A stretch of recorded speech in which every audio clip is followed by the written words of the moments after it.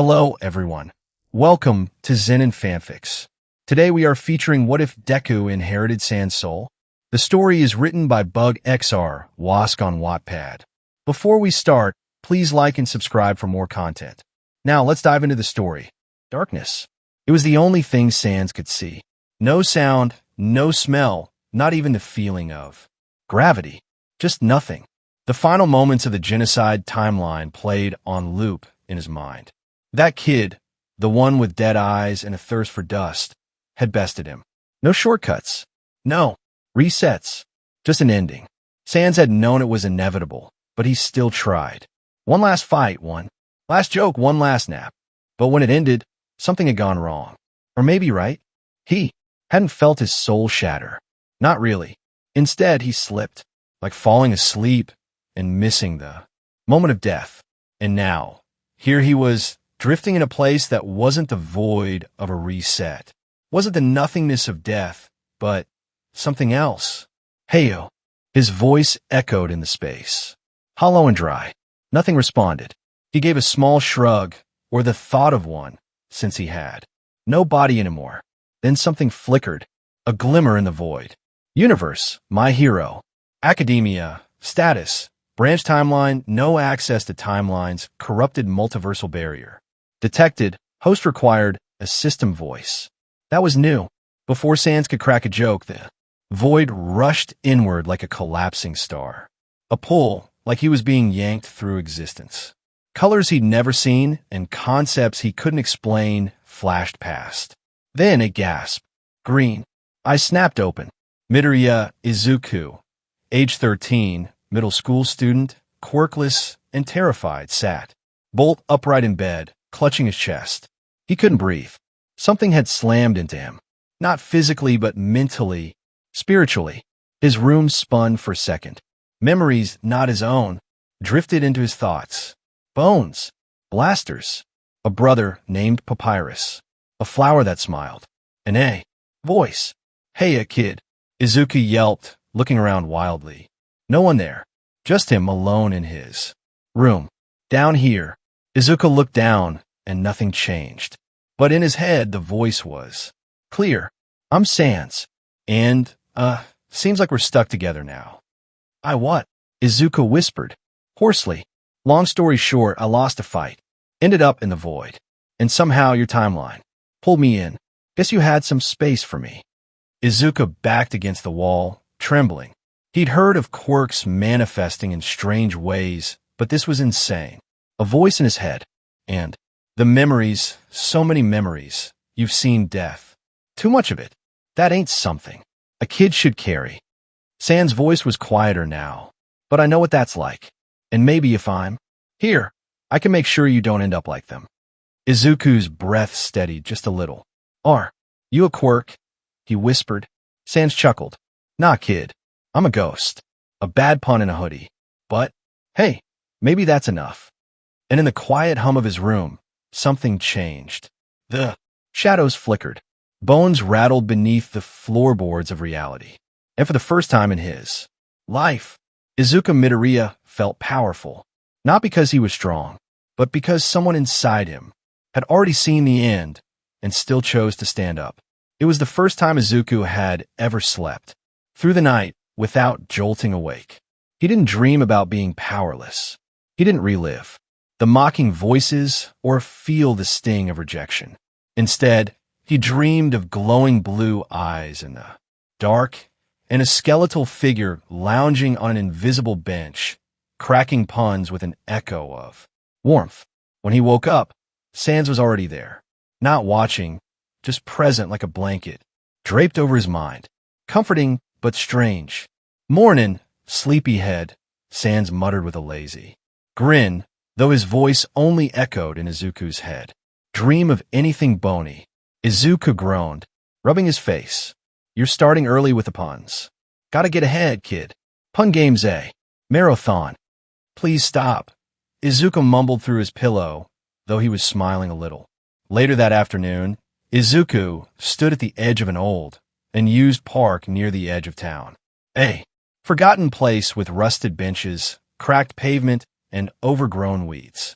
Perfect for training without anyone watching. Sans hovered in the back of his mind like a coach who refused to stand up. So here's the deal, Sans said, yawning. You got my, let's say, leftovers. A soul stained by determination and weird science. But I'm not doing the work for you. So with my power now, technically, think of it like inheritance. Spooky, glowing inheritance. Izuku looked at his hands. So how do I use it? Same way I did. You feel it first, like a tingle, under your bones. Then you will it out. Focus, breathe, and try not to explode. That's not comforting. Wasn't meant to be. Izuku sat cross-legged and closed his eyes. He tried to find the feelings Sans talked about. For a moment, nothing. Then a flicker, a tiny jolt deep in his chest like static. But when he tried to grasp it, it slipped away. Don't rush, Sans said. Magic ain't a vending machine. Takes time, patience, and stubbornness, and a little showmanship. Izuku tried again, and again. Hours passed. His fingers trembled. Once a faint blue glow shimmered across his palm, then sputtered and died. He collapsed onto the grass with a groan. It's not working. Sans didn't mock him. Not yet. That's the same thing. Nah, not yet means you're on the path. If you weren't, you wouldn't have glowed at all. You're just new to this. I had years of experience. You've had what? 2 dreams and a headache. Izuku managed a tired smile. So you're saying I'm not a failure? Sans made a sound that might have been a chuckle. Nah, kid. You're just pre-success. They kept coming back day after day. Training in secret, testing limits, failing a lot, but slowly improving. On the 3rd day, Izuku conjured his first real bone, small, crooked, but solid. He gasped as it hovered shakily in front of him before clattering to the ground. He cheered. Sans grinned in the back of his mind. That's the spirit. Izuku dropped to his knees, panting. That took so much energy. Yep, Sans said. Welcome to magic. No refunds. That night, curled up in bed, Izuku spoke softly into the darkness. You're still there. I'm always here. You're really smart, he said, even if your jokes are awful. Thanks, kid. Gotta keep the skull average high. Izuku chuckled, already drifting. That one wasn't that bad. Don't go soft on me now. And for the 2nd night in a row, Izuku fell asleep with a smile. The abandoned park had become his sanctuary. Every day after school, Izuku would slip out the back gate, take the long way around the neighborhood, and duck into the rusted old playground that time forgot. The worn-down benches and cracked pavement. Didn't care who he was. And for the first time in his life, he wasn't powerless here. Well, not completely powerless. Training was slow, brutally slow. Okay, Sans muttered lazily inside his head. Deep breath. Focus on your core, like you're flexing a muscle you've never used before. A magic muscle. Izuku grunted, concentrating. Blue light flickered over his fingers, flickering like a candle in the wind. He clenched his teeth, held it as long as he could, and then it fizzled out with a small snap of energy. He collapsed to his knees, panting. Sans gave a low whistle. 10 seconds. Not bad, kid. That's 3 more than yesterday. Your bones are getting the hang of it. Izuku Huad. Feels like I ran a marathon. You kinda did. Magic runs away your stamina, mental focus, and your soul. Most folks only use one of those at a time. We're using all 3. Izuku sat back, wiping sweat from his brow. Then how did you do this so easily? Sans didn't answer right away. Wasn't easy for me either, he said eventually. Just got good at hiding the aort. That quiet honesty surprised Izuku. He nodded slowly. Then I'll get good too. Sans chuckled. Now that's the spirit. Over the next week, he trained harder. Small bones became steady ones. Once, he summoned a glowing bone the size of his arm and held it, suspended for nearly a minute before it vanished with a pulse of heat. His body ached afterward, his limbs sore, his eyes heavy, but the progress was real. He started getting faster at pulling the magic up from his chest, more controlled, more deliberate. He still couldn't make the bones move much.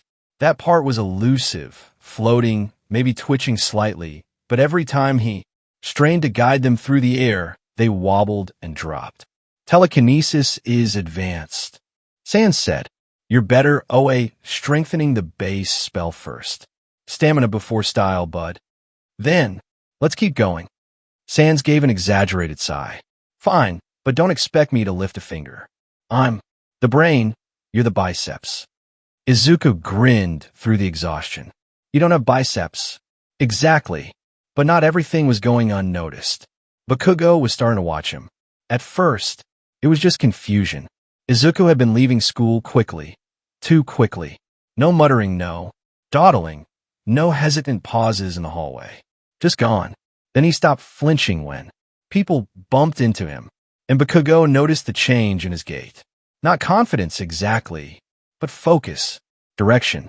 One day after class, Bakugo stewed his hands in his pockets and followed him. Izuku didn't notice. He was too caught up in planning what to try next. Split summoning? Maybe, or another endurance session. He took the back path, slipped behind a row of hedges, and ducked through a broken fence. Bakugo watched from a distance, crouched behind an old vending machine. He squinted through the branches. Izuku stood alone in the center of the clearing. He stretched both arms out. His eyes narrowed in concentration. And then, flash. Blue light rippled from his chest, surging down his arms. A single glowing bone materialized in front of him, floating for several seconds before it thudded softly to the grass. Bakugo's eyes widened. "What the hell?" he whispered. Izuku slumped down, breathing heavily, unaware he was being watched. Bakugo slowly backed away. He didn't know what he'd just seen. It wasn't like any quirk he recognized. It wasn't fire or ice or muscle growth. But it was something. And his oldest rival, the kid he'd always protected even without needing to say it out loud, was hiding it from him. For now, Bakugo kept it to himself. He didn't confront Izuku the next day. He didn't mention the glow or the bone. But he was watching more closely. And Izuku, unknowingly, was running out of time to keep the secret. It was getting easier. Izuku could now hold a summoned bone for almost a minute and a half. The pale blue light no longer hurt his eyes when he looked at it, and the tug of energy in his chest felt more familiar, like flexing a muscle that had always been there, just waiting to be noticed. He stood in the center of the abandoned park, sweat dripping down his forehead as the floating bone wobbled side to side. "Now try nudging it, Sans," whispered from somewhere inside his mind. "Think of it like pushing air with your thoughts. Easy, breezy." Izuku grunted, narrowing his eyes. The bone gave a sluggish JRK in the air, then fell with a heavy thump. He groaned and collapsed to the grass. "Close?" he asked. "Closer than last time," Sans said lazily. "You didn't pass out this time. Progress." Izuku chuckled weakly. "Somehow, that's encouraging." He reached for his water bottle and froze. Someone was watching. He stood up quickly, heart hammering. Behind a rusted jungle gym, a familiar figure stepped out into the light. Bakugo. The blonde's hands were in his pockets, his school tie loose around his neck. He didn't look angry. He didn't even look smug. Just serious. "How long?" Izuku swallowed. How long what?"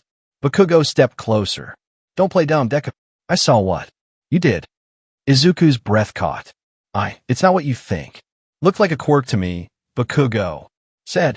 His tone wasn't biting, just blunt. "But I know you. You were quirkless. You don't just wake up one day and make glowing bones." Izuku stared at the ground, hands trembling. "It's complicated." Bakugo raised an eyebrow. "Complicated how?" Inside Izuku's mind, Sans stirred.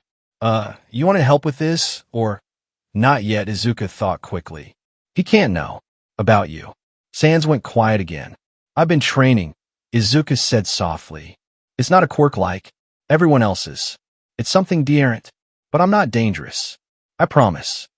Bakugo squinted. "You look like you're burning yourself out. You got bags under your eyes, your hands shake, and you vanish after class every day to come here and throw glowing bones at trees." He sighed. I'm not here to drag you to a teacher or anything. But if you're doing something stupid, or something that could hurt you, I'm not. Izuku snapped. Then, softer, I'm really not. I finally have a way to stand up. A way to matter. That shut Bakugo up for a moment. You always mattered, nerd, he muttered. You just didn't see it. Izuku blinked. Bakugo. Turn away, hands still in his pockets. I won't tell anyone. Not yet. But you better start giving. Me answers soon. I don't like seeing you wear yourself down for some secret you're carrying. Alone. He walked away into the dusk. Izuku stood there, stunned. Inside his head, Sans whistled. Wow, guy's got depth. He's changed, Izuku whispered. You both have. He looked at the sky. The moon was rising. And tomorrow, training would begin again. Time passed. Training became routine, a part of Izuku's life like brushing his teeth or packing his bag. The abandoned park transformed from a rundown corner of the city into a sanctuary of sweat, bruises, and progress. At first, he could barely keep a single summoned bone floating for more than a few seconds. Now, 2 months in, he could keep half a dozen hovering, spinning in slow, precise arcs around him like orbiting stars. With practice came control, not just over the power, but over himself. And it showed. The scrawny kid who once struggled to lift his school backpack now had wiry muscle stitched beneath his hoodie. His arms had definition. His legs had spring. His steps were quicker, tighter. His back straighter. He didn't just move like someone stronger. He moved like someone with purpose. Sans noticed. Dang, kid, the voice in his head drawled. One night, as Izuku hoisted himself up onto the monkey bars for his 5th set of pull-ups.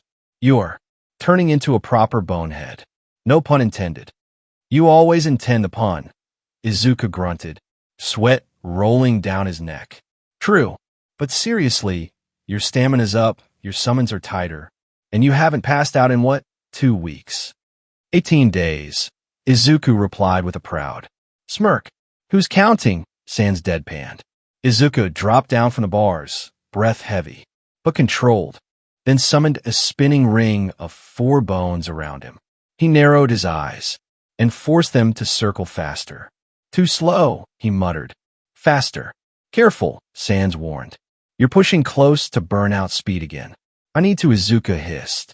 If I want to make it into you, then you'll need to make it there alive. Izuku closed his eyes, took a deep breath, and slowed the bones back down. Right. Balance. Now you're thinking like a tactician instead of a crash dummy. Izuku grinned, then walked toward the edge of the park to grab his water bottle. He muttered under his breath as he stretched. All right, next is pulse. Training.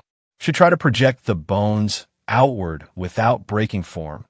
Maybe try that thing you showed me again. And if I can get the blue glow sharper, you talk to yourself a lot when no one's around. The voice wasn't Sans. Izuku froze mid-stretch, turning sharply. Bakugo stood a few feet behind him, half in shadow, half bathed in the faint orange glow of a streetlight. His hands were in his pockets, brows furrowed, not in anger, but in suspicion. Kakin, how long have you been doing this?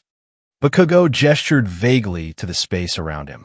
Bones, training dummies made of garbage bins, and a faintly cracked patch of concrete where Izuku had practiced projection blasts earlier that week. Izuku opened his mouth, searching for words. Bakugo wasn't finished. You've changed, he said. Not just stronger. You moved deerrant. You think deerrant.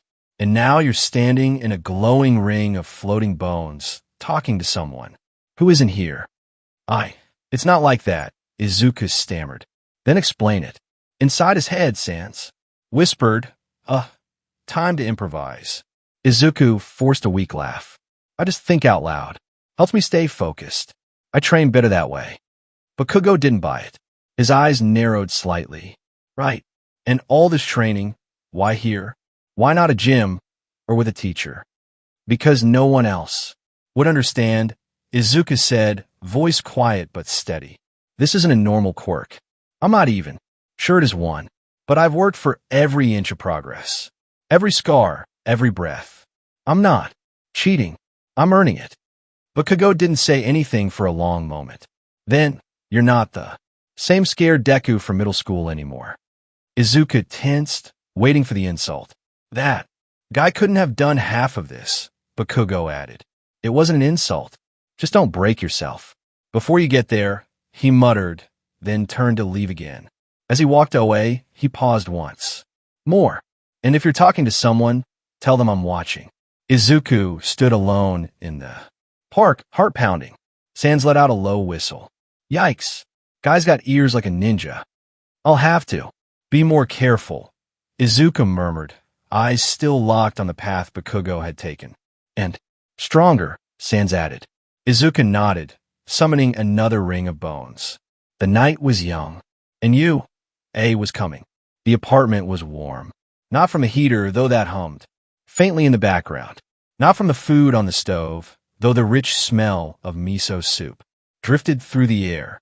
It was warm because it was home, a safe place, a quiet place. Izuku sat on the couch, a mug of tea in his hands, legs tucked under him as he stared out the window. The sun had long since set, and the only light came from the hallway lamp and the soft, flickering TV screen playing an old All Might documentary in the background. Izuku Midoriya peeked from the kitchen. You're spacing out again, sweetie. Long day. He blinked, snapping out of his thoughts. Huh. Oh yeah, just tired. You've been staying out late a lot lately, she said gently, as she came over, wiping her hands on a towel. Are you with friends? Not really, admitted.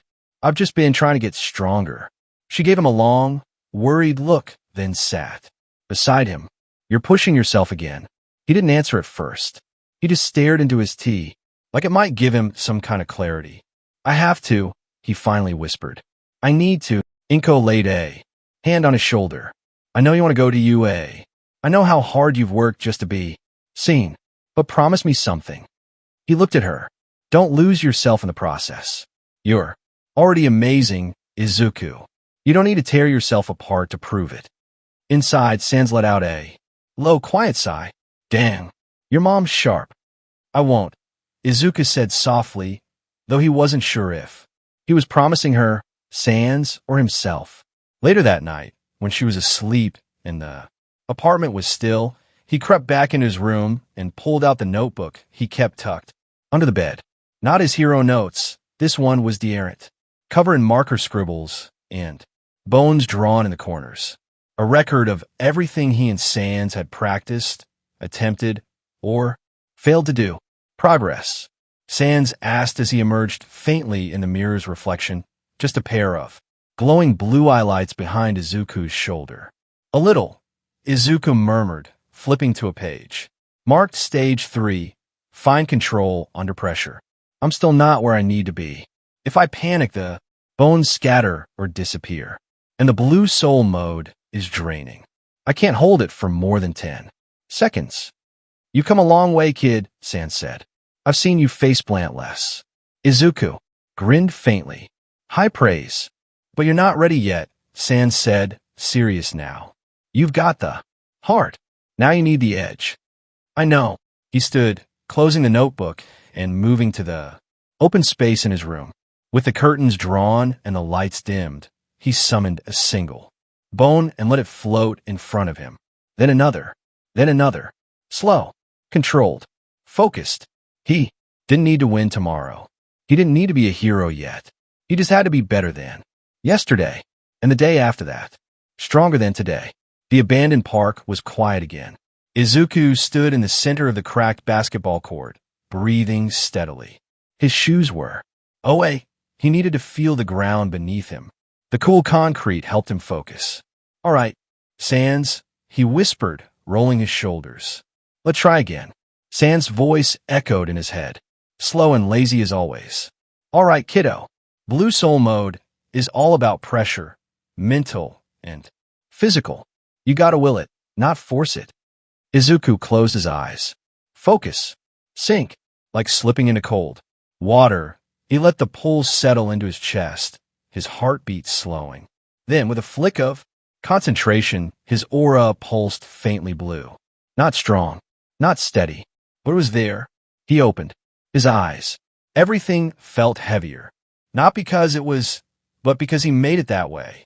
A chunk of broken pavement to his right shifted, then slowly rose into the air, encased in a faint shimmer of blue energy. It hovered, then clunk. It dropped as sweat beaded on his brow. His breathing hitched. "You're getting the hang of it," Sans said, sounding not impressed but satisfied. "Remember, you're the gravity. Everything else just obeys." Izuku nodded and wiped his forehead. 9 months. That was how long he had. And he wasn't wasting a single day. They didn't move on to gaster blasters until the 3rd week. "These things are tricky," Sans warned. Loading just behind him. If you push too hard, they explode. If you go too soft, they fizzle. "I'm ready," Izuku said, standing with his legs braced apart. "Kaken's already got a head start. I need to catch up." Sans didn't argue, just gave a slow nod. "Then picture it. Not a weapon. Not a gun. A manifestation. It's you, given form. Your determination. Your defense." Izuku held out his hand and closed his eyes. The air shimmered, then warped. Something started to form. Jagged. Hollow. Sharp. It collapsed after 2 seconds, but he didn't flinch. He just tried again. And again. And again. Weeks passed. His body changed gradually. Arms once wiry gained definition. His legs strengthened from sprint intervals and agility training. Pull-ups, push-ups, planks, every day without fail. And in his backpack, weighted vests, wrist and ankle weights, layered beneath his training hoodie. Every extra ounce mattered. If he could move fast with weight, he'd be that much faster without it. And nobody, not even Bakugo, noticed. Yet, one evening, Bakugo stood hidden behind a line of trees, watching.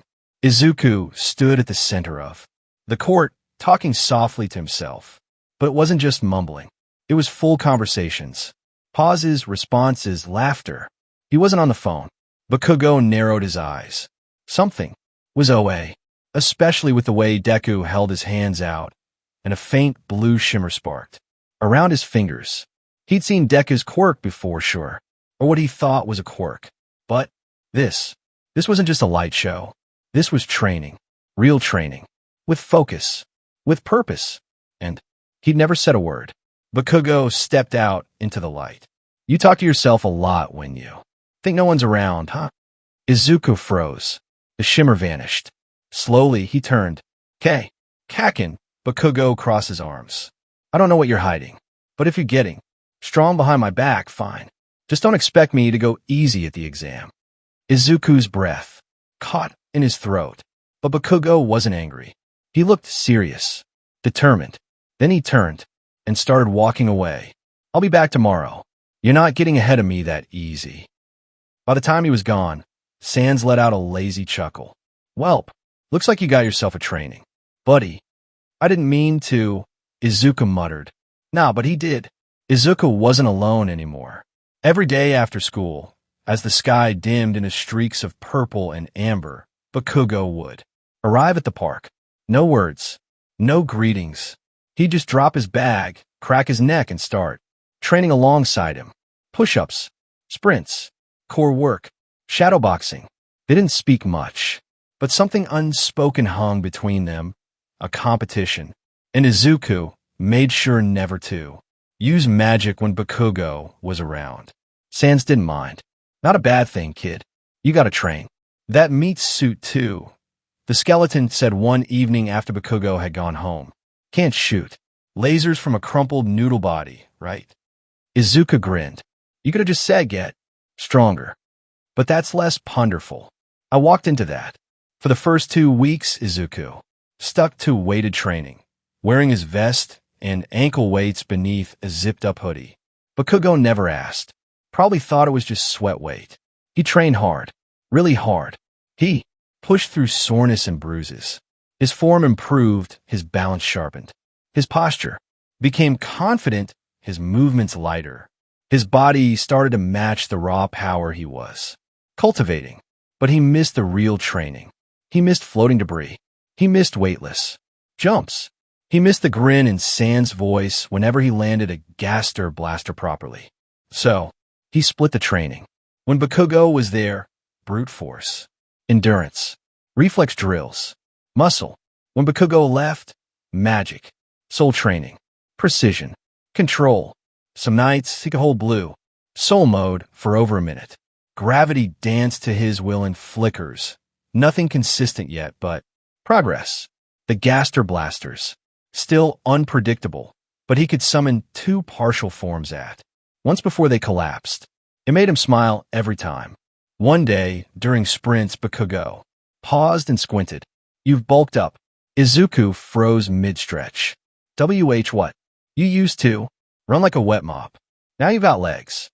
Bakugo looked him over, frowning. Still skinny, but better. Izuku flushed. Thanks. Kakin. Bakugo SO'd and punched his shoulder. Not hard, but not soft either. You're not outpacing me, though. Then he dropped low into a starting stance. Let's go again. First to the court's edge. Izuku smiled and took position beside him. Ready. Go. They took away. Bakugo won. Barely. That night, after Bakugo left, Izuku collapsed onto the court, breathing hard. Sans' voice drifted lazily into his thoughts. Look at you, sprinting and soul-bending, multitasking like a champ. Izuku smiled into the cracked concrete. I'm not ready yet. Nah, but you're getting close. The days ticked by. 8 months remained until the exam, and the finish line for training was in sight. 8 months. That was the time they had until the UA entrance exam. When Izuku first counted the days, it felt like an eternity. Now, with only weeks left, he was startled by how quickly it had flown. The seasons changed around him. Trees shed their leaves, snow briefly blanketed the park, and now, green was returning to the world, like it was rooting for him. Each drop of sweat etched a new version of himself into existence. And every whispered lesson from Sans brought him closer to the impossible. Month 1, Izuku's body began its transformation. His skinny frame toughened. His limbs were gaining strength, tone, and definition. The weighted clothes were brutal at first. Just moving in them felt like wading through syrup. But he adapted. His legs grew used to dragging twice their normal load. His back straightened under the strain. Bakugo drove him. Hard, never cruel, but demanding. The way he trained with Izuku didn't leave room for weakness. And Izuku trained alone even harder when no one was supposed to be watching. Gravity manipulation slowly bent to his will. Blue Soul mode flared more reliably. He learned how to press downward, lift objects, anchor his stance during sprint drills. Gaster blasters still exploded on him half the time. And now, teleportation had entered the arena. Month 3. Come on, teleportation's easy, Sans joked as Izuku panted, doubled over after a failed attempt. I'm not a skeleton made of cartoon physics, Izuku groaned. Nah, but you got spirit, kid. Short distance blinks were the first step. Izuku would fix his eyes on a 0.5 feet away and will himself there. It felt like yanking his soul through a straw. Painful, exhausting, and unreliable. He fell over. A lot. But then he succeeded. Once. Then twice. Month 5. Izuku was teleporting mid-combat now, snapping just out of Bakugo's reach during sparring, making it look like pure footwork. Bakugo didn't buy it. He never said anything directly, but his glances were sharper. He watched Izuku longer when he thought he wasn't being watched, and Izuku, thinking himself alone one night, muttered, I think I can reach the roof. Next time. Roof of what, nerd? Bakugo asked suddenly, emerging from the dark. Izuku. F. Lynched. In nothing, Kakin. Right? Month 6. Izuku could now teleport 10 meters without strain. He combined Blue Soul mode with quick gravity hops, making him look faster than humanly possible. He could float above the park like a weightless leaf and vanish, then reappear mid-air to aim a gaster blaster. Speaking of which, those were becoming second nature. He could now summon 2 stable ones at a time without losing focus. They hovered at his side like silent guardians, responding to his will. He practiced making them circle, stack, and rotate, attacking from different angles. Still draining but manageable. "You're basically a one-kid boss fight now," Sans said proudly. "Don't go mad with power. I just want to make sure I can protect people," Izuku replied. Month 7.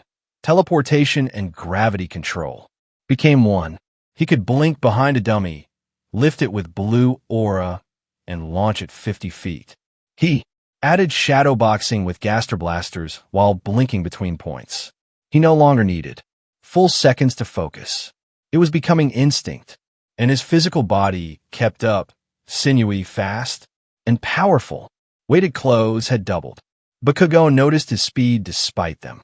He grunted, but never commented. Izuku was careful not to show his true training when Bakugo was around. At least he thought he was. Month 8, Week 4. The park was moonlit and still. Izuku stood near the rusted bench, his hoodie soaked in sweat. "Let's try full-range blink," whispered. He focused on a far lamppost, 30 meters away. Snap! He vanished with a crack of air, reappeared instantly at the post, panting but whole. Yes. Then came the finale. He raised both hands. Twin gaster blasters flared into life, stable and gleaming. Blue Soul mode activated midair, flipping him into a levitation spin. He fired the blasters at mock targets he'd set up earlier, perfect hits. Then he flickered again, teleporting high into the air, and came crashing down, flipping mid-fall, and sticking the landing like a gymnast. He grinned.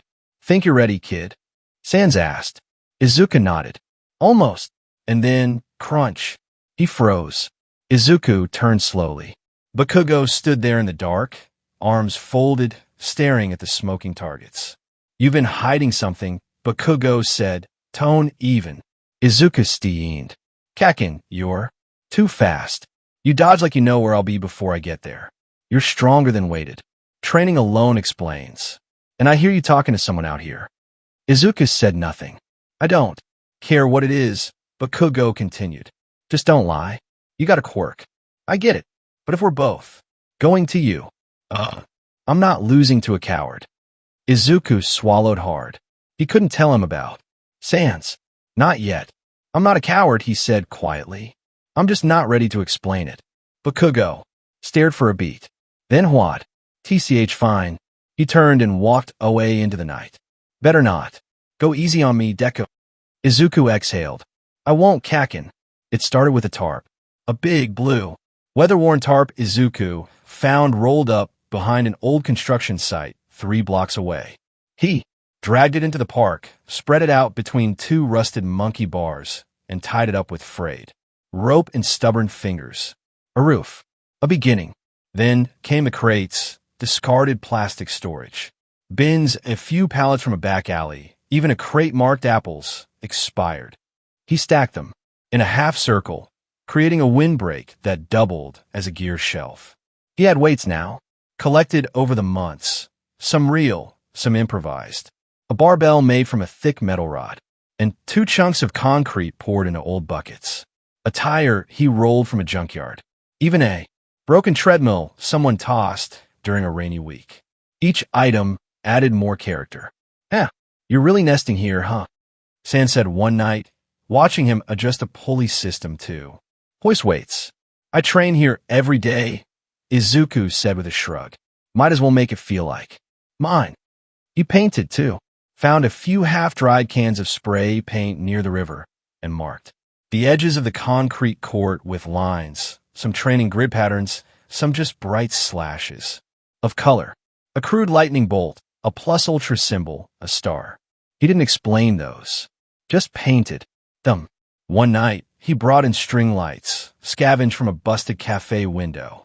They only half worked, but when he strung them up between trees and got them to flicker faintly with a portable battery, it felt magical. He even carved a name into one of the trees. Nothing obvious, just a small M with a spiral through it. For Midoriya, for magic. He dragged at a beat-up couch, patchy and smelling faintly of rain and leaves. He covered it with an old, all-might blanket. It became his nap spot. And when Bakugo wasn't around, Izuku talked to himself freely again. "Feels more like a base now," he said one afternoon, stretching out under the tarp. "Like a secret lair. More like a tree fort for sweaty nerds," Sans muttered. Izuku grinned. "I'm a sweaty nerd. No arguments here, kid." He brought a chalkboard one day. He didn't even remember where he found it, but it stood against a tree now, full of strategy notes and sketches. A few messy drawings of bones, trajectories for gaster blaster attacks, one very stylized stick figure. "Label me." He added new notes every day, and every day the space changed just a little. More his. By the end of the 8th month, the abandoned park wasn't abandoned anymore. It was home, a sanctuary of wood, concrete, and sweat. A place that had watch day. Boy grow into a fighter, and it would soon be the place where that fighter would rise to become something greater. 8 months passed faster than Izuku could have imagined. The days blurred. Together, school, training, sleep, repeat. Through it all, he kept pushing, testing his limits, always encouraged or lazily nagged by the dry sarcasm of a skeleton only he could hear. It was grueling.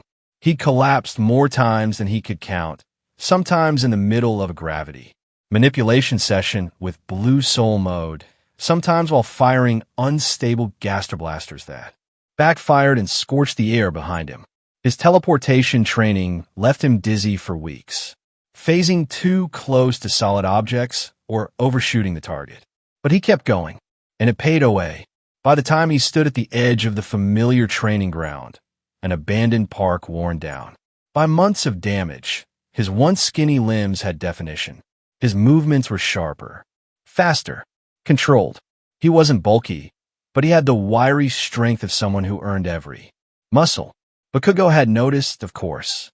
The guy trained with him almost daily now, his suspicion about Izuku's power still unsatisfied. But he didn't pry anymore. Not too much. He was focused, driven, and just competitive enough to keep Izuku sharp. "Oi," Bakugo said, throwing Izuku a water bottle as they wrapped up their last evening training session. "You better not choke tomorrow." Izuku took the bottle with a small grin. "Thanks, Kaken. I won't." He didn't need to say how much this exam meant. Bakugo already knew. The next morning, outside UA, the gates of UA towered in front of them, crawling with students. Nervous energy radiated away everyone. Izuku adjusted his weighted hoodie slightly. He still hadn't taken them. OA. If anything, they reminded him not to slack OA, even if his powers made things easier now. He didn't want to forget how hard he worked to get here. "Wow," he muttered, looking up at the campus. "This is it, kid," Sans said quietly in his mind. "Try not to fall on your face." Again, Izuku sighed through his nose. "Don't jinx me." But Sans might have done just that, because as he took his first step forward, his foot caught on the pavement. He stumbled forward, arms flailing, until everything stopped. He was weightless for a second, then gently upright. "Careful," came a bubbly voice. "You okay?" He looked up to see a girl with short brown hair smiling at him, her hand held out in a thumbs up. "Ah, yeah. Thanks," he stammered. "You, quirk gravity, right?" She blinked, surprised. "Yeah, you know that." "I guessed. Kinda." He rubbed the back of his neck, hiding a shy grin. "I'm Midoriya. Izuku Midoriya. Nice to meet you, Midoriya. I'm Achiko Uraraka." Written exam room. Izuku sat in the second row, pencil steady, eyes scanning the pages. Most students rushed through the questions or double checked them once. He checked everything 3 times. That's where he noticed them. Flaws. Loopholes in the wording. Questions that seemed correct, but were actually tricks. One question listed a combination of quirks in a theoretical emergency, but failed to account for the wind direction in the scenario. Another claimed a villain used telekinesis, but described symptoms of magnetic manipulation. He fixed them all. As the time ended, Izuku leaned back with a small smirk. Smart, huh? Sans commented. Didn't even cheat once. Proud of you, kid. Battle. Grounds. Practical exam briefing present mixed voice boomed over the intercoms. Welcome, listeners. This next part is the real deal. The practical combat exam. You'll each be dropped into a mock city where robots roam. Destroy them for points. Ones are worth 1 point. Twos are worth 2, and threes, well, you get the idea. He raised a hand. But watch out. A must. Protest. Everyone turned as Ida stood tall, adjusting his glasses sharply. Present Mike, are you forgetting something? You mentioned 3 types of robots, yet our instructions list 4. Is this a mistake on S part? Izuku raised a hand slowly. He was about to explain, he said quietly. There's a 4th robot, but it's worth 0 points. It's more of an obstacle than a target. The students around him turned to look. A few whispered. Ida narrowed his eyes. I suppose. I was premature. Gates of the arena, as Present Mike wrapped up, the arena gates stood. Sealed. 3-2, Izuku dashed in. Oi! Ida shouted. That's against the rules. No. Countdown in a real fight. Present Mike said, grinning. Smart move. Inside, Izuku moved like he'd been training for this his whole life. He was careful not to go all out, just fast enough, just strong enough. He leapt from wall to wall, firing controlled bursts of blue energy from floating blasters, occasionally switching enemies into blue soul mode to throw them away balance before disabling them. He didn't even look tired. Teacher observation room, Midoriya, Izuku. Aizawa said, eyes narrowed as he reviewed the feed. Quirk unknown, but he's good. Very strategic, Midnight added. His control is top tier for someone his age. Nizu simply sipped his tea and watched, smiling. He's very interesting. 0-pointer, danger released in the middle of the arena. A crash echoed. A massive wall split apart. The 0-pointer stepped out. What is that? Someone yelled. We didn't agree to release that. Samantha shouted. Nizu leaned forward. It wasn't supposed to activate. The robot roared, shaking the ground. Down below, students ran. But near one building, Achiko was trapped under debris, panicking. Izuku's moment he saw her. Achiko. He blinked. Teleportation flashed. He was there in an instant, gripping the rubble with both hands. Bones in his arms flared with blue light. With a heave, he pulled it away. Hang on. He blinked again. Teleportation took them both several meters away as the 0-pointer's hand slammed down where she had been. He turned, squinting at the massive robot. Sans, he muttered under his breath. Help me line up the shot. All right, kid, Sans replied, serious for once. Don't miss. 3 Gaster blasters appeared. Behind Izuku, they hovered, humming with energy. He raised his hand. The robot turned, too. Late. Boom. The 0-pointer crashed backward, its head incinerated. Silence. Control room. The teacher stared. He destroyed it, Power Loader muttered. He saved someone and beat it, Midnight added. Nizu just smiled again. Well then, the sun dipped below the horizon by the time the students were dismissed. Bruised, scraped, and exhausted, they filed out one by one, their faces a mix of pride, anxiety, and relief. Izuku walked alone. He kept his hoodie on, the weighted fabric reminding him he was still holding back. Always holding back. The fight with the 0-pointer played over and over in his head. The heat of the Gaster blasters, the sheer force of the explosion, Achiko's wide eyes just before the debris fell. It was all too fast, too real. And yet, he didn't feel panic. He felt ready. Back home, the apartment door creaked open, and Izuku Midoriya rushed to greet him. Izuku, you're safe. He was pulled into a tight hug, the kind only a mother could give, gentle, crushing, and tear-filled all at once. I'm fine, Mom, he said. Softly. Really? The exam went better than expected. She pulled back, looking him up and down. Are you hurt? Nothing serious. Just tired. Izuku collapsed onto the couch after showering, wrapped in a blanket and sipping miso soup. Inko sat beside him, concerned still, etched on her face. "You've worked so hard," she murmured. "They'd be crazy not to accept you." Izuku gave a small smile, but didn't answer. He stared at the ceiling. They released a 0 pointer. Her head snapped toward him. "What?" "Yeah, I don't think it was on purpose. I don't even know if they meant to keep it running." But he clenched his hand. "I stopped it." He didn't say how. She didn't ask. Day 1, the first day, passed in a blur. Izuku tried to distract himself by running simulations in his room. He practiced teleporting between corners and used smaller gaster blasters to balance on mid-air platforms he created. Still, he kept glancing at his phone. Nothing.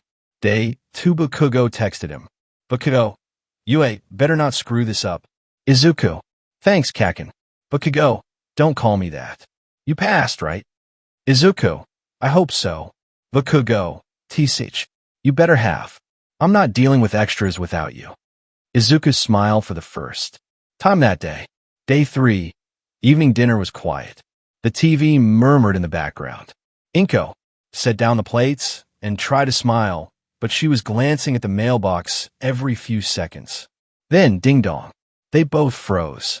Izuku stood, his legs suddenly heavier than the weighted clothes he'd worn for the past months. He opened the door. A slim package sat on the ground. UA's emblem gleamed on the front. His hands trembled. San's voice echoed in his head low and amused. "Ready for the verdict, kid?" The package sat like a brick in Izuku's trembling hands. He took it into his room and shut the door, heart pounding. The weight of months of training, of pushing his body to the edge, of endless nights in the abandoned park whispering to a ghost inn. His head hung over him. He sat at his desk, took a breath, opened the package. Click. The moment the lid was lifted, a small projector blinked to life and filled the room with light. The image flickered. Then, boom, a cloud of smoke exploded from the screen and a towering figure emerged from the mist, grinning with a familiar, heroic gleam. "I am here in hologram form." Izuku's mouth fell open. Young Midoriya, All Might beamed, practically glowing in gold. "You have shown great courage and selflessness during the entrance exam, traits worthy of a true hero." Izuku gripped the edge of his desk, eyes wide. He felt Sans watching silently from the back of his mind. Curiosity piqued. "Let me explain." The screen shifted, showing footage from the exam. There he was, running into the field without hesitation, teleporting across rubble. Using precision strikes from the gaster blasters, well, energy blasts as the system interpreted them to topple robots. Then, the clip slowed down, Achiko trapped under debris, the 0 pointer looming above. Despite the threat, you charged forward. You saved someone when others ran. The clip ended with the explosion. Smoke and silence.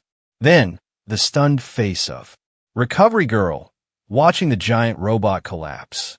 You earned no points from the robots, at least not the standard ones. But what you did earned you rescue points. Hero points. The screen flashed the final total. Midoriya, Izuku, 60 combat points, 45 rescue points. Total, 105. Izuku gasped. He blinked to make sure it was real. "You passed," All Might exclaimed, throwing a fist into the air. "Welcome to you, high school young hero." The hologram faded, the light dimming until only Izuku remained in the room. He sat frozen. Then he stood, and then he yelled. A fist pumped in the air, joy bursting through every muscle. "I did it." In the quiet of his mind, Sans chuckled. "Hey, I told you we'd get there, kid." Izuku collapsed back into his chair, tears forming in the corners of his eyes. I made it, Kaken. Mom. Sans, and for the first time in a long time, he let himself rest. The sun hadn't fully risen when Izuku arrived at UA. His body ached. Residual fatigue from months of training still nestled in his muscles. But he was wide awake, nervous, excited, dressed in UA uniform that still felt too crisp, too real. In his hand, he carried a small bag with 2 items: black koei in a thermos and a bottle of aged wine, an unconventional but thoughtful gift. Hope this wasn't too much, he muttered mostly to himself, before teleporting silently to the front doors. It was quiet at this hour. The corridors echoed slightly under his steps as he made his way to Class 1A. He hesitated at the door, then pushed it open. Empty. Almost. His eyes scanned the room. Clean. Spacious. The standard layout of seats and desks. But something fell away. His gaze dropped to the floor and locked onto the sleeping bag in the far corner. A mop of messy black hair peeked from the top, barely visible unless you were really looking. That's not a pile of laundry. He approached, careful not to disturb anything. Then, you're early. Izuku jumped slightly. The sleeping bag shifted, and the mop of hair rose, revealing a man with tired, narrowed eyes. Aizawa-sensei, don't make a habit of announcing me, the man muttered, sitting up slowly. I was testing your awareness. Izuku blinked, stunned. Aizawa stared at him, silent, measuring. Then he caught sight of the thermos. Is that black coat? Izuku nodded, quickly handing it over. And wine. The teacher raised an eyebrow, but took both items. Not bad, Midoriya. He didn't smile. But Izuku swore he heard approval in that deadpan tone. Don't mention I was here. Let's keep that between us. Izuku nodded immediately. You got it. The classroom filled quickly after that. Bakugo strolled in shortly after, then Ida, Achiko, and the rest of 1A. No one noticed the bag in the corner. Not until the bell rang, and Aizawa stood up with a yawn. Gasps and whispers filled the room. Was he here the whole time? How did I not see him? Izuku kept quiet, just watching. Aizawa adjusted his scarf lazily and stepped forward. All right, orientation's a waste of time. Go change. P.E. grounds. Now.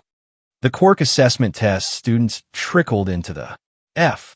Yield, muttering nervously. Most had expected a tour. Not this. Aizawa held a tablet in one hand. The entrance ceremony. Skip it. You're here to become heroes, not stand in lines. He tossed a softball toward Izuku. Midoriya, you scored the highest rescue points in the exam. How far could you throw this in middle school? Izuku blinked. 60 meters. Use your quirk. He stepped forward, heart racing. All eyes on him. Bakugo folded his arms, interested. Achiko smiled encouragingly. Sans mumbled in his head. Showtime, kid. Izuku focused. Gravity bent. Around the ball. He enhanced it further, teleporting it mid-flight for added distance. 965 meters. Whistles and gasps echoed, until Uraraka stepped up. She giggled, tapped the ball, and sent it floating gently into the sky. Infinity, the screen flashed. Aizawa didn't flinch. Still, Izuku noticed the subtle flick of his eyes toward him. Quiet approval. Results flashed on. Aizawa's tablet. 1. Uraraka, Infinity 2. Midoriya, 965 meters 3. Bakugo, 705 meters 4. Todoroki, 695 meters 5. Ida, 642 meters 6. Mineta, 37 meters. This is a hero course. Expect to be pushed. Aizawa's voice cut across the field. Whoever comes last will be expelled. Gasps. Panic. What? It was a logical lie. Aizawa scratched his neck. But now that you're all afraid, maybe you'll try harder. Only Izuku smiled slightly. He'd already seen the real Aizawa, and he knew this wasn't cruelty, it was realism. As the sun dipped lower and the students were dismissed, Aizawa passed Izuku a note. It said one thing: good Koei, don't forget next week. 1A classroom. Morning, the door slammed open. I am here, walking through the door like a normal person. All Might stood in the doorway in his golden age. Costume, smiling wide. The class jumped in surprise. Izuku's eyes widened, practically. Sparkling. Sans groaned in his head. Is he always like this? Wow. Loud and proud. All Might looked over the students, eyes resting briefly on Izuku. A flicker of recognition. Then he spoke. Today's lesson is hero basic training. And for that, you'll need these. He gestured dramatically to the wall, and mechanical panels opened to reveal large numbered suitcases. One for each student. Your hero costumes are inside, designed based on your quirk and submitted forms. Go get changed, then meet me at ground beta. Locker rooms. Izuku stared at the costume in his hands. A green jumpsuit with white gloves, knee pads, a red belt, and a goofy smile on the mask. He blushed slightly. It's not perfect, but I'll make it mine. He could feel Sans peering through his eyes. Kinda looks like pajamas, not gonna lie. Still better than tights. He smiled to himself. Ground beta the class stood assembled, decked out in their unique hero gear. All Might paced in front of them, nodding approvingly. Looking good, young heroes, he boomed. Now, time for your first real combat exercise. He pointed toward a model building nearby. Villain versus hero scenario. One team defends a nuclear device. The other must secure it. You'll be paired up randomly. Each team has 5 minutes to plan before combat begins. The class murmured in excitement. Team pairings. All Might read the list. Team A, Heroes Midoriya and Uraraka. Team D, Villains Bakugo and Ida. Izuku's heart skipped a beat. Kakin as a villain. He glanced over. Bakugo wasn't glaring, but his eyes were locked onto him with intensity. They weren't rivals. Not yet, but there was still something between them. A history. Oh boy, this'll be good. The test wasn't just about power. Aizawa had made that clear. Strategy, control, awareness.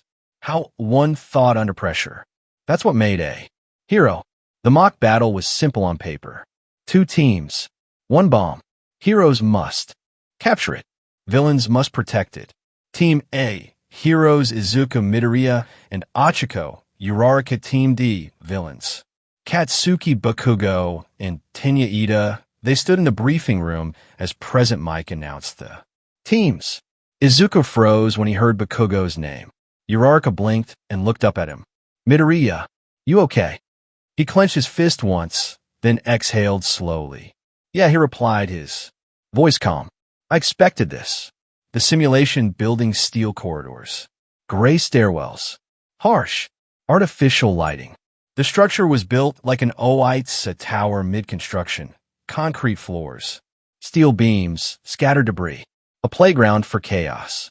As the hero team entered through the bottom floor, the thick security door slammed shut behind them. Izuku turned to Uraraka. We can't just rush. Ida will guard the bomb. Bakugo will hunt. She nodded. You know him well. Huh. Kakin's not patient. He's competitive. Proud. He's already made this personal. Uraraka looked uneasy. He's not dangerous, is he? Izuku didn't answer right away. Then, he'll go all out. That's enough. Meanwhile, upper floor, villain team Bakugo adjusted his gloves with a scowl. Why the hell am I on the same team as Four Eyes? Ida frowned.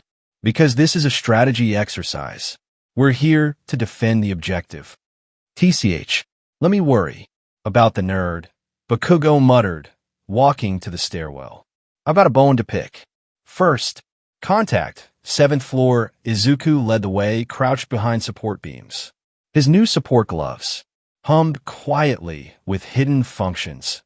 Weighted resistance built into the fabric, compact. Storage capsules from Hatsum in case of emergencies, and one more trick. He stopped, listening. Click. A small creak of metal. His eyes darted upward. Then, boom. Bakugo descended like a missile, gauntlet igniting with a thunderous explosion. Smoke blanketed the F. Lower. Uraraka yelped, thrown backward but not far. Because Izuku was already gone. He reappeared behind a pillar in a flash of blue light, clutching her arm, teleporting the both of them to safety. Bakugo landed where they just stood, snarling. Teleportation. Since when DKU. Izuku stepped out from cover. You weren't expecting that, huh, Kakin? Bakugo charged forward. His movements were fast, trained, furious, precise. Every swing was paired with a detonation, but Izuku wasn't dodging randomly. He was reading Bakugo. Every step, every swing. He teleported just far enough to avoid serious damage, saving stamina. He even began switching positions mid-swing, predicting Bakugo's trajectory. You've changed. Bakugo yelled, frustration rising. What the hell are you doing? What's your quirk now? Izuku smiled slightly, his breathing calm. I trained. Bakugo leapt into the air and fired Oeo wide. Blast. Izuku tapped his foot on the ground mid-teleport. A wave of blue soul energy pulsed from his hand, gravity mode. He anchored himself mid-air. Bakugo's explosion passed by. Harmlessly, he landed behind Bakugo with zero momentum and kicked him square in the back. Wham! Bakugo hit a pillar, eyes wide. The hell was that? You still rely on explosions too. Much, Izuku muttered, stepping into his next teleport. I don't. While the two rivals fought, Uraraka made her up to reach the objective room, guarded by Ida. His movements were tight, defensive and swift. She used floating debris to throw away his balance. Not enough to win, but enough to slow him. Then, flash, Izuku teleported behind Ida. He didn't attack. Instead, he tagged the bomb. Objective secured. Observation room, the teachers and students watched, many stunned. That teleportation, those tactics, Zero said wide-eyed. Momo tapped her chin. Midoriya's movements were extremely ancient. He avoided unnecessary combat. All Might smiled in the corner, quietly impressed. Aizawa stared hard at the screen. He's hiding something, but that awareness, that DSBLN, interesting. After the test in the locker room, Bakugo sat with a towel over his head. He hadn't spoken since the match ended. Izuku walked in quietly. No smugness. No gloating. Bakugo didn't look up. You cheated. Izuku blinked. Ow! That teleporting CRP. That's not a quirk. That's some tech or trick. I trained. Izuku's eyes narrowed, but he kept his voice calm. And you relied on your quirk. I didn't. That's the de-errance. Bakugo stood, frustration clear in his voice. I'll find out what you're hiding. Izuku met his glare. Then you'll have to work for it. Thank you for joining us on this journey through What If Deku Inherited Sand Soul. We hope you found it as captivating as we did. A big thank you to bugxrwosg for creating such an engaging story. Don't forget to visit their profile on Wattpad for more fantastic works. The link is in the description below. If you enjoyed this video, please give it a thumbs up, share it with your friends, and subscribe to Zen and Fanfics for more intriguing explorations into fanfiction and fantasy. Your support helps us create more content like this, and we love hearing your thoughts and suggestions in the comment section. See you soon in the next video.